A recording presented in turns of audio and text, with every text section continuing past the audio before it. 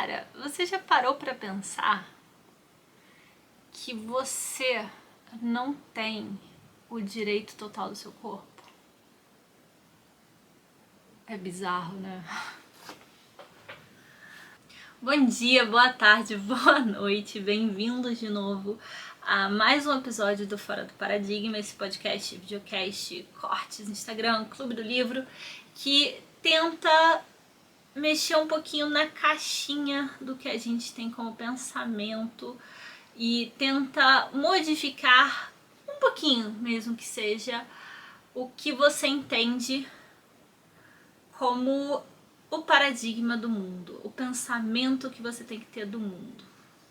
E nesse vídeo a gente vai falar especificamente sobre de quem é o corpo da mulher. A gente falou no vídeo passado sobre o aborto, e esse vídeo do corpo da mulher eu não ia fazer um vídeo à parte, estou sendo completamente sincera, porque ele vai entrar numa temática parecida do vídeo anterior, que a gente vai falar sobre os direitos das mulheres, né? Mas aconteceu nos últimos dias, aconteceu aquele rolê do Big Brother Brasil 2026, no qual teve 2 participantes e o participante Pedro forçou um beijo à participante Jordana. Foi Jordana? Vou conferir o nome dela. Eu não queria falar o nome dela, honestamente. Mas Jordana BBB 2026?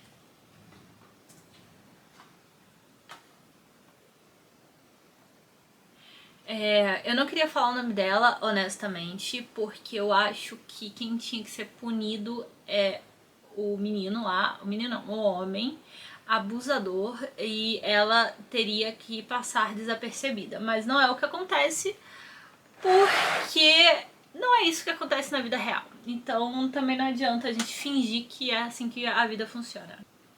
E aí, quando aconteceu essa temática, eu fiquei pensando que eu não podia meter essa retórica, né, dentro daquele vídeo, porque não cabia dentro daquele vídeo. E eu falei assim, putz, vou ter que fazer outro vídeo.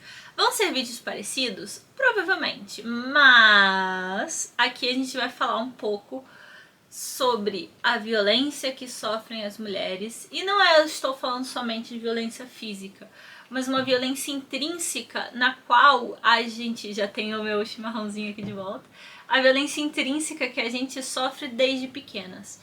E eu vou começar esse vídeo falando um pouco sobre a minha história. Pra quem não sabe, eu sou natural de Brasília e morei a minha vida infantil, a minha adolescência inteira no interior do Rio de Janeiro. Depois eu passei alguns anos fazendo faculdade e tal, mas enfim, a parte que nos acomete é a parte aqui do interior do Rio de Janeiro. E eu cresci numa família de matriarca. A minha mãe é um exemplo perfeito do que é uma matriarca. É uma mulher forte, uma mulher mandona, uma mulher que tinha uma certa dificuldade de acessar os sentimentos dela, assim como minha avó. E é uma mulher que ninguém que conhecia ela falava, caralho, essa mulher não é essa. Ninguém que eu conheço, que conhecia minha mãe, tinha falava que ela não era uma mulher forte. Então eu cresci sobre a sombra dela. E eu não tô falando de uma forma ruim, tá? Eu cresci sobre essa sombra, sobre essa proteção do que é ser uma mulher forte. E dentro de uma casa construída por um lar construído por uma mulher forte, você não percebe que o mundo é contra as mulheres. E eu falo isso com muito discernimento, porque o mundo realmente é contra as mulheres. A gente não percebe o quanto a gente é subjugado o tempo todo. Porque quando a gente sai de casa que a gente vai perceber. Porque dentro da minha casa, minha mãe mandava. Então, pra mim, era muito normal, muito lógico que as mulheres tivessem o voto, a voz e voto igual de qualquer outra pessoa, senão mais superior. Não existia nenhuma pessoa que entrasse na minha casa que a minha mãe não impunha a autoridade dela. E era assim, com o marceneiro, com o pedreiro, com o mecânico. Então a autoridade da minha mãe era muito respeitada, ou pelo menos eu achava que era muito respeitada. E agora, depois de adulta, depois de adolescente, de ter ido pra faculdade, de ter ido pra faculdade de medicina, que é uma faculdade extremamente machista, eu entender, extremamente misógina na faculdade de medicina, eu entender que, na verdade, a minha mãe era uma guerreira duas vezes. Porque ela não só era uma pessoa forte, mas ao mesmo tempo ela lutava contra toda essa misoginia e não aparentava isso. Eu não entendia que isso era machismo, eu não entendia que existia pessoas que não tomavam a opinião dela como autoridade. Então, pra mim foi um baque muito grande depois de adulta entender que o mundo não ia me escutar da mesma forma se eu não tenho um pinto. Então o mundo não me escuta. Eu tenho peito grande, então o mundo não me escuta. Eu tenho cabelo grande, então o mundo não me escuta. E esse machismo faz com que o nosso corpo deixe de nos pertencer. E por que eu tô contando um pouco da minha história? Porque na minha casa não existia muita ideia de que eu não podia usar uma roupa específica. Na minha casa não existia muito a ideia de que eu não podia ir em certos lugares. Eu não entendia isso. As minhas amiguinhas do colégio, as minhas coleguinhas, falavam: ah não, minha mãe falou que essa roupa tava curta, ah não, minha mãe falou que isso. E eu realmente nunca usei roupa curta, eu sempre me achei incômodo usar certos tipos de roupa. Nunca usei muito decote, eu me sentia incômoda. Mas eu não entendia que esse incômodo não era porque era um incômodo físico realmente. Era um incômodo porque era um incômodo no qual eu entendia que aqueles olhares, que aquelas miradas, que aquelas observações masculinas e até mesmo femininas era uma punição, era uma advertência sobre o que eu poderia ou não poderia usar. Então, as mulheres, nós somos polidas, somos tolhidas a não usar certas roupas, a não ir a certos lugares, a não falar em certos momentos, a não resolver certos problemas, porque nossos corpos não permitem isso.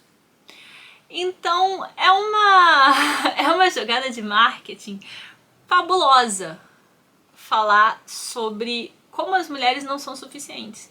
Então, quando hoje eu, sozinha, adulta, vou resolver um problema no mecânico, eu falo, caralho. Ou quando eu pego uma conta na mesa e dão a conta pra pessoa que tá comigo, que é um homem, e não dão pra mim, que sou eu que vou pagar, é um caralho. Me dá uma raiva muito grande. Porque tudo isso fala que o meu corpo não é meu, que o meu corpo não tem direito. O meu corpo feminino não tem certos direitos. E eu não falo só de direitos básicos de ir e vir, mas, porra, assumir que eu não sou capaz de fazer uma coisa é assumir que o meu corpo não tem aquele direito. Vocês já pensaram nessa interjeição?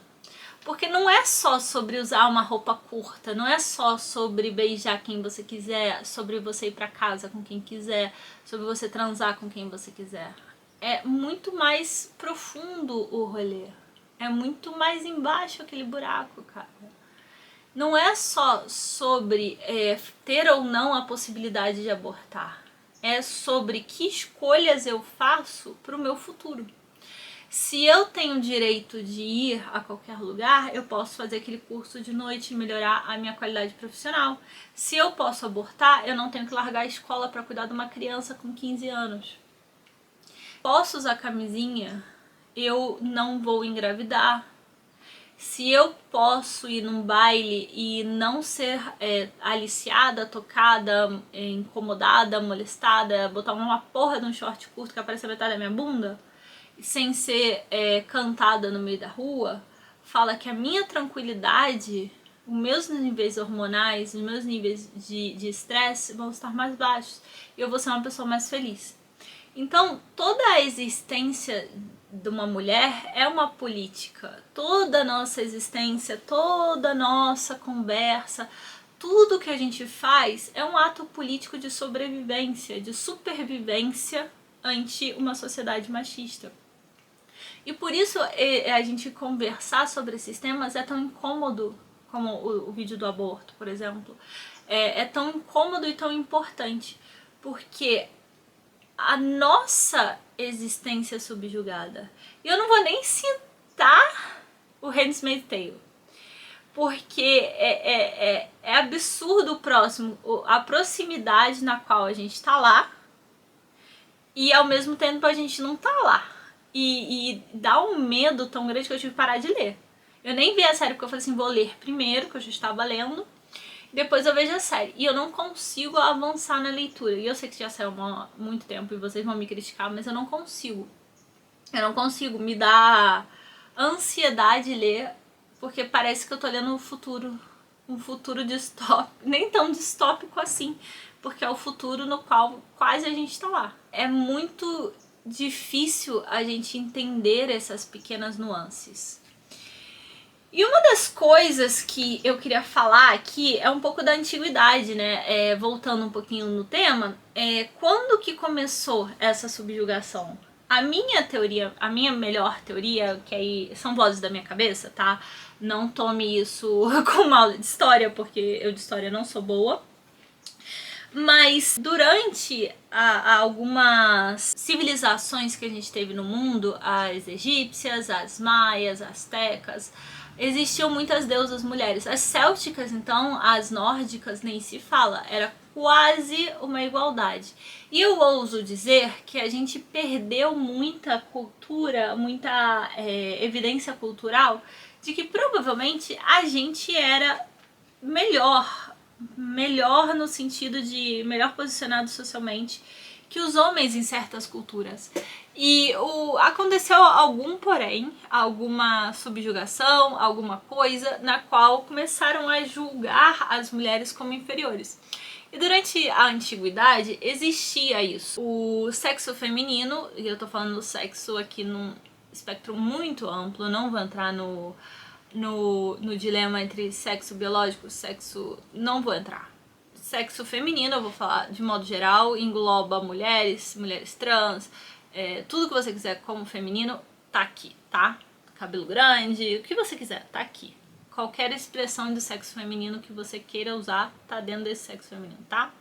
Beleza? Continuamos. Dentro do que se caracterizaria como sexo feminino, era tido como imperfeito. Não era tido como o perfeito, tanto que o sexo masculino era tido como o sexo único. As desviações de sexo, as transexualidades sempre existiram. Até mesmo trocas de roupa. Hércules mesmo, na mitologia grega, usava roupas femininas quando ele estava com uma das rainhas da quais ele viveu como marido e mulher. Então a gente pode citar inúmeras desviações do tema, mas não é o objetivo aqui. O que a gente tem que conversar é que depois, no renascentismo, existiu uma elevação da mulher como algo mais, entre aspas, sagrado, mas também ao mesmo tempo era delicado, era frágil, era como uma porcelana. Ela era, ai nossa, que perfeitinha, mas ela não pode fazer nada. Então também existe esse lugar de subjugação.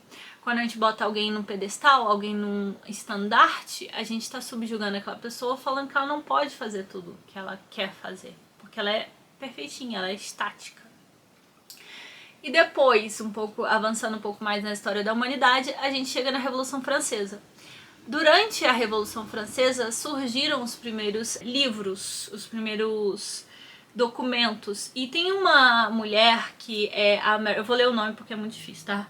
A Mary Wollstonecraft, que inclusive, diga-se de passagem, ela é mãe da mulher que escreveu Frankenstein, a Mary Shelley. Ela escreveu um livro que se chama, um documento na verdade, A Reivindicação dos Direitos da Mulher, em 1792, desculpa.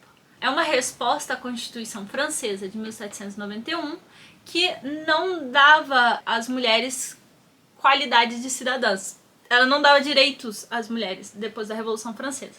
Então a Mary foi lá e escreveu esse documento falando, gente, olha, eu sou mulher, eu existo, eu sou inteligente para um caralho, eu quero meus direitos, porque essa porra não vai ficar assim não.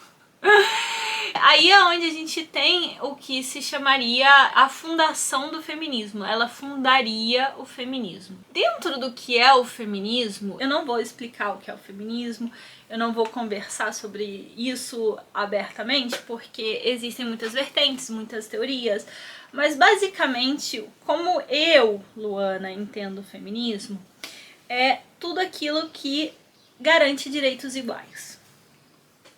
Tudo aquilo que garante direitos iguais, paga salários iguais, deveres iguais também, tudo aquilo que é igualitário seria feminismo. Então, tô me arrumando aqui, que eu tô com um calor, vocês não têm noção, tá uma barulheira na rua, e eu falei, vou fechar as janelas pra vocês me escutarem melhor, né? E tá um barulho, e agora eu tô com calor. Mas enfim, dentro do que a gente... Opa! Gente, eu não... Tem um botão aqui. É o telefone do consultório, eu não sei usar. Tá, é o telefone do... pra quem não sabe, né, vamos fazer uma pausa aqui, uma pausa recreativa pra gente conversar. Antes da gente continuar com o feminismo e por que a gente tem que ter direitos iguais, eu sou médica, eu revalidei há pouco tempo, eu estudei na Argentina, eu morei muitos anos na Argentina, e eu voltei há alguns anos pra ficar perto da minha mãe, que tava doente. E agora eu tô abrindo consultório, tô fazendo todos esses rolês. Meu Instagram tá sempre lá embaixo, vocês podem procurar o WhatsApp do consultório pra resolver algum problema ou alguma coisa.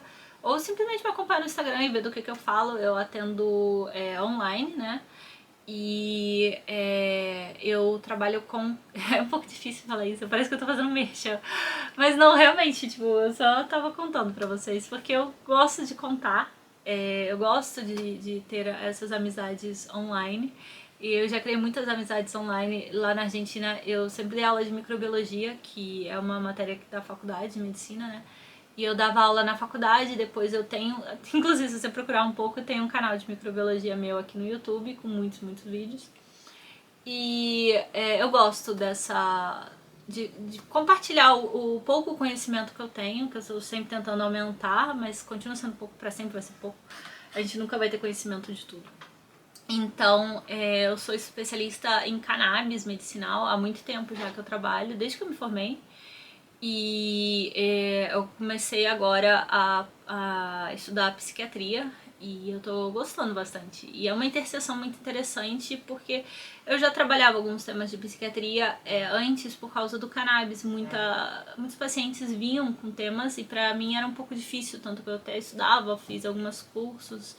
E agora eu falei, não, cara, se eu atendo pacientes com isso e eu gosto, eu tenho que me especializar. E aí eu tá nesse rolê. Tô estudando. A gente nunca para de estudar, né? A verdade é essa. E uma das coisas interessantíssimas que eu tava estudando agora é sobre gênero. Tá aqui o livro da Judith, pra ler Judith, na verdade. A Judith Butler. E a construção do gênero, né, é uma coisa muito interessante. Porque quando a gente constrói um gênero, quando a gente tem essa intenção de falar sobre o gênero, quando a gente tem essa intenção de pensar em gênero, que gênero eu sou? Eu me considero mulher? Eu sou trans? Eu sou homem? Qual é eu sou sem um gênero definido? Minha vida inteira usei roupas masculinas. Eu não compro muitas roupas femininas. Eu sempre fui muito grande, eu meço 1,80. Então, dentro do que é o gênero feminino, 1,83, eu não conheço muitas pessoas mais altas que eu. Eu não namoro pessoas mais altas que eu, nem homens nem mulheres. Então, é muito difícil a gente performar um gênero. E dentro do que é o gênero feminino, dentro do que a gente entende como feminismo, a gente entende que a liberdade corporal é diferente. E dentro do que é o corpo feminino é um corpo que usa sutiã. É um corpo que não vai aparecer de camisa branca igual eu tô sem sutiã. Ainda mais eu que tenho um peito grande. Não é um corpo que vai pra praia sem blusa, não é um corpo que sai de biquíni, não é um corpo que pode sair sem camisa. Eu moro numa cidade de praia. Aqui quase não chove, é uma cidade que menos chove no Brasil. E eu, por mais que eu ande bastante de biquíni, vou ser completamente sincera, eu sou meio aversa a usar muita roupa.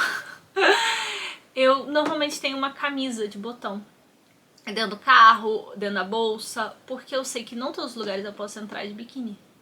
Não todos os lugares eu vou me sentir confortável de estar de biquíni. Porque atrai olhares, atrai pessoas, atrai coisas que eu não quero pra mim.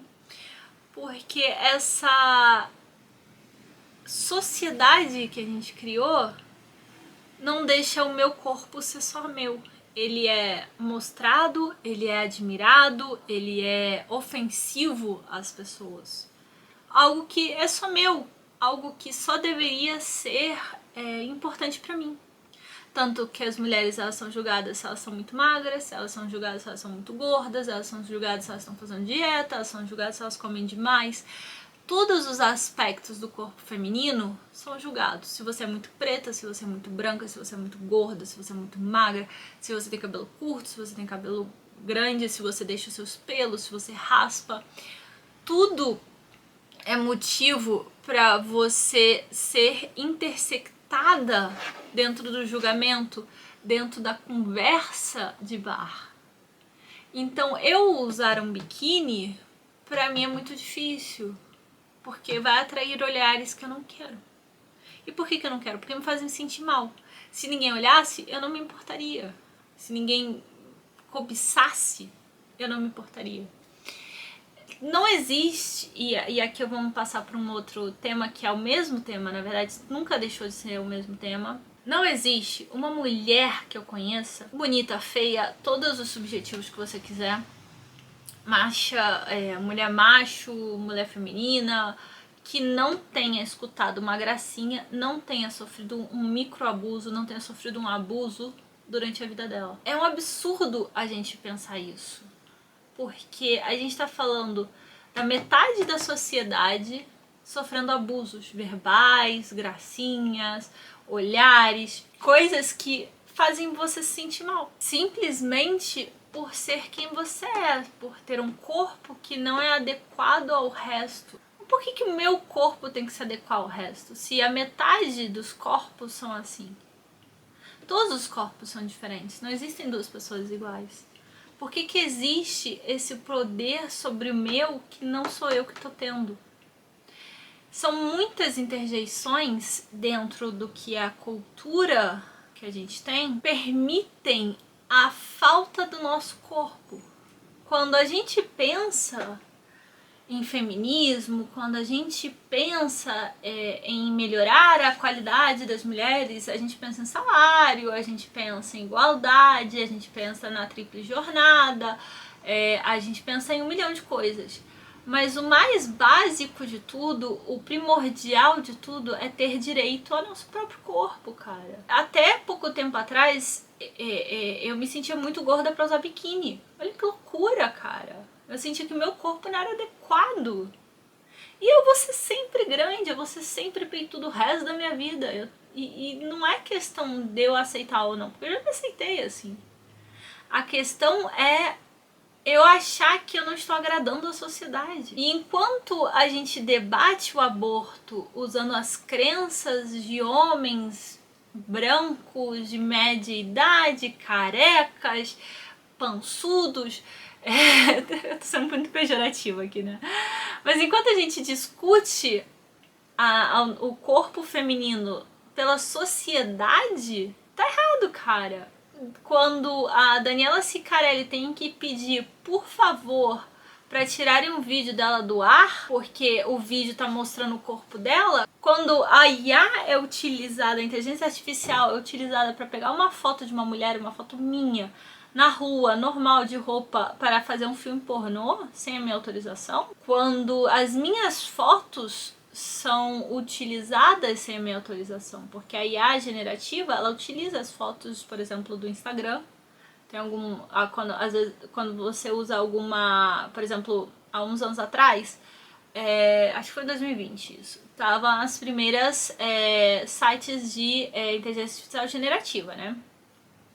Então, você subia 2, 3 fotos suas e faziam várias fotos com a sua cara, né? Essas fotos, se você lisse o acordo, eles iam utilizar as suas fotos como inteligência artificial generativa. Então, e nem é você que aceita, porque, por exemplo, todas as fotos que estão no Instagram são utilizadas, o YouTube é utilizado, todas as redes sociais praticamente vendem esses dados para aumentar a inteligência generativa.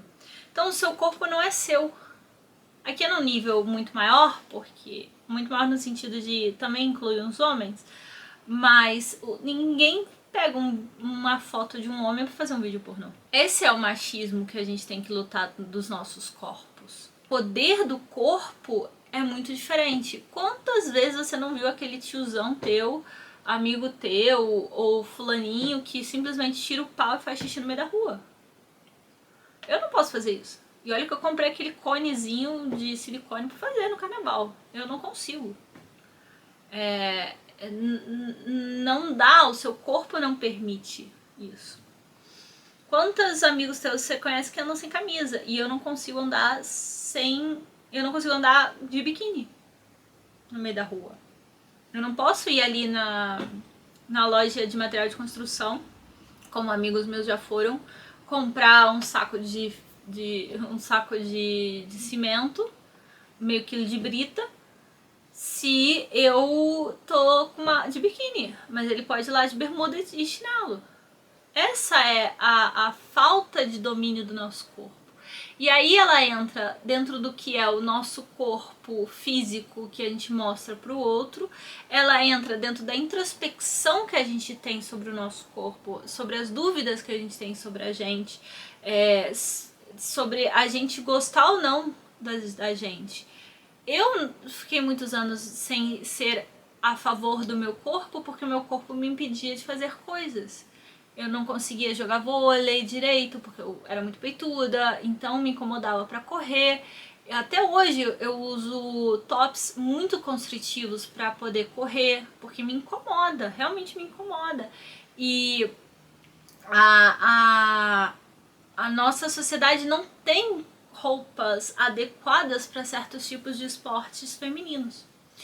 Então, dentro das construções de que o nosso corpo não é exatamente nosso, estão desde as pequenas coisas de, é incômodo para correr e eu não tenho uma roupa adequada que deixe de ser incômodo, e não existe, porque as pessoas que estão desenhando essas roupas, elas não têm o corpo que eu tenho, até a gente ter que discutir no Senado, no Congresso, aborto, e ter que escutar um velho barrigudo careca falando, cara, não vai abortar.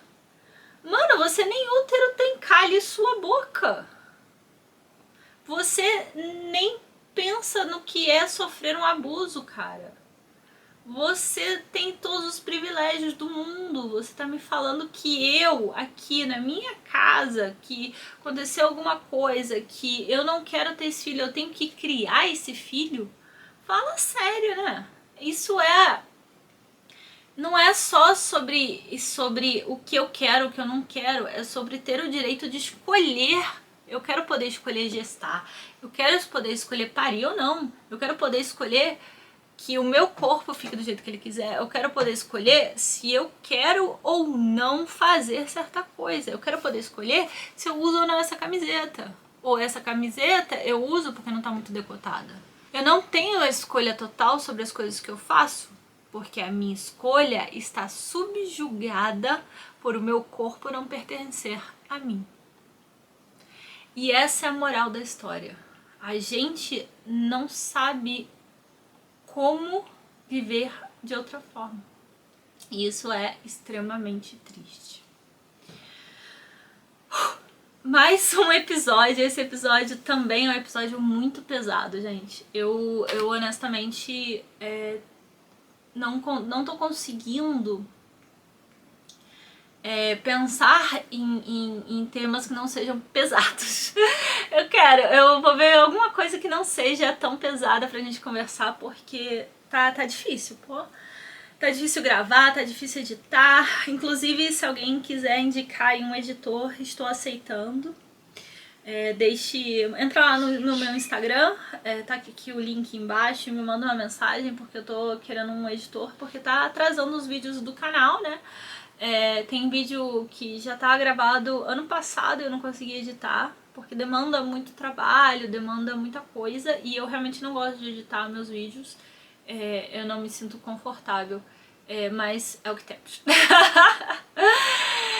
Depois então desse assunto bem pesado, eu espero que vocês tenham um ótimo dia, que vocês lembrem que vocês são muito amados.